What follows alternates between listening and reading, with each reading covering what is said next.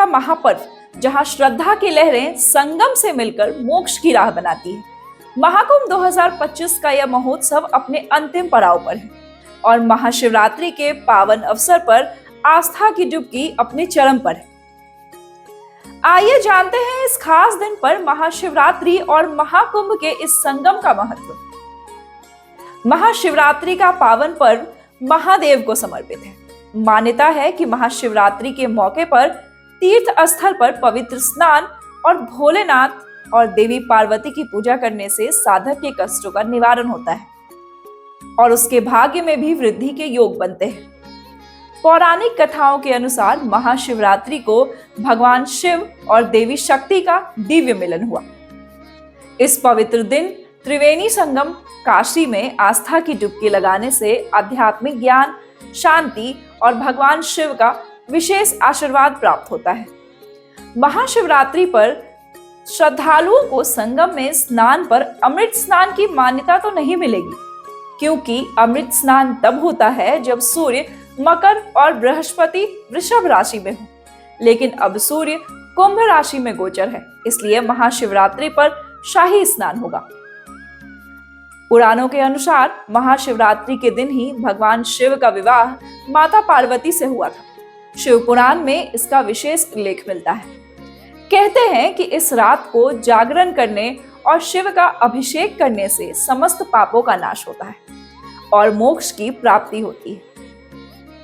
महाशिवरात्रि पर गंगा जल, दूध, बेलपत्र, धतूरा और भांग से शिवलिंग का विशेष अभिषेक करने की परंपरा है। इसका गहरा वैज्ञानिक और आध्यात्मिक महत्व भी है। जल से अभिषेक आत्मा को शांति, दूध से अभिषेक मन की शुद्धि और बेलपत्र शिव को प्रसन्न करता है।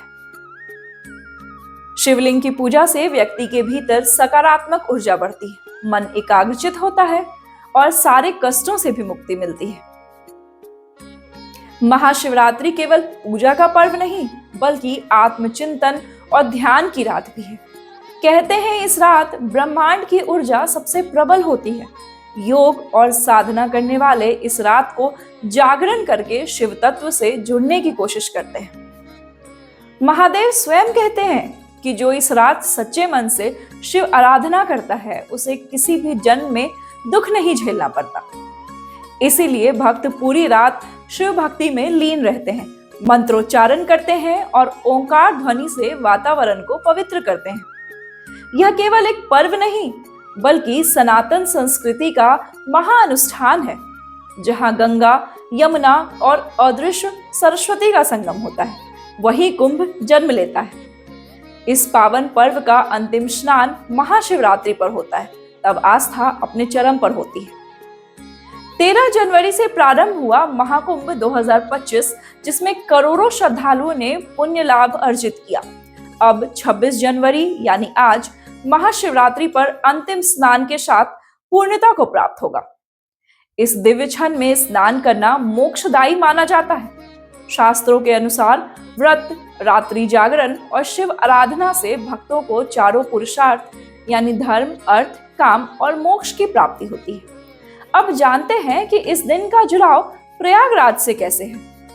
पुराणों के अनुसार जब देवताओं और असुरों के बीच समुद्र मंथन हुआ, तब अमृत कलश से अमृत की कुछ बूंदें 4 स्थानों पर गिरी: प्रयागराज, हरिद्वार, उज्जैन और नासिक।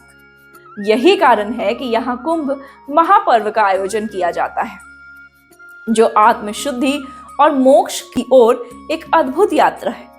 मानव जीवन के लिए जल तो वैसे भी अमृत है और 3 नदियों का संगम स्थल प्रयागराज तो वैसे भी वह जगह है जिसका अमृत से सीधा संबंध है। शिवरात्रि के दिन उपवास रखने से शरीर और मन की शुद्धि होती है। यह केवल भूखा रखने का व्रत नहीं, बल्कि आंतरिक ऊर्जा को जागृत करने की विधि है। रात्रि जागरण और ओम नमः शिवाय मंत्र जाप से नकारात्मकता समाप्त होती है और भक्त शिवत्व की ओर अग्रसर होता है।